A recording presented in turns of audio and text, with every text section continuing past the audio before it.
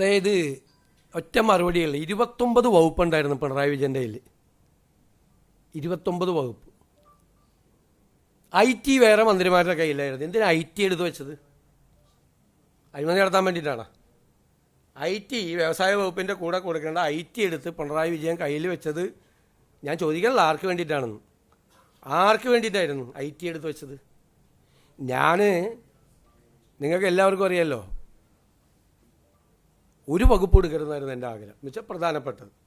ഞാനതാണ് ഞങ്ങളുടെ പാർട്ടിയിൽ പറഞ്ഞത്.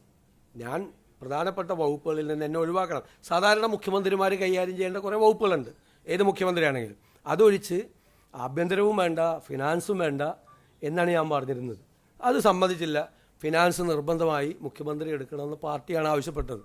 നിർബന്ധമായി എല്ലാ മന്ത്രിമാരും ഒറ്റക്കെട്ടായിട്ട് ആവശ്യപ്പെട്ടിട്ടാണ് ഫിനാൻസ് എടുത്തത്, അല്ലേ? ഞാൻ പോർട്ട് കൊടുത്തു. പോർട്ട് എന്താ എടുക്കാൻ കാര്യം? പോർട്ട് എൻ്റെ ഡ്രീം പ്രോജക്റ്റാണ്.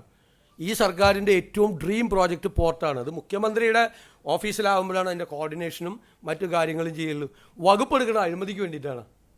എന്തൊരു വില കുറഞ്ഞ വർത്തമാനമാണ് പ്രതിപക്ഷ നേതാവ് പറഞ്ഞത്. അദ്ദേഹം ഇരിക്കുന്ന ആ കസേരയ്ക്ക് യോജിക്കാത്ത വർത്തമാനമാണ് ബഹുമാനപ്പെട്ട, എനിക്ക് വിഷമമുണ്ട്, പ്രതിപക്ഷ നേതാവ് പറഞ്ഞത്. എൻ്റെ മറു ചോദ്യമാണ്, ആരുടെയെങ്കിലും നിന്നും കൈനീട്ടി മേടിക്കാൻ വേണ്ടിയിട്ടാണ് IT വെച്ചത്? അല്ലെ ആരെങ്കിലും സഹായിക്കാൻ വേണ്ടിയിട്ടാണ് IT വെച്ചത്? എൻ്റെ മറു ചോദ്യം. അതിന് മറുപടി പറയട്ടെ. IT എന്തിനാ കയ്യിൽ വെച്ചത്? എന്തിനാ IT കയ്യിൽ വെച്ചത് പിണറായി വിജയൻ? നമ്മളെ കൊണ്ട് പറയിപ്പിക്കല്ലേ. ഞാൻ ഇത്ര പറയുള്ളൂ. ഞാനായതുകൊണ്ട് ഞാൻ അതിൻ്റെ രണ്ടാമത്തെ റൗണ്ട് ഞാൻ പറയില്ല.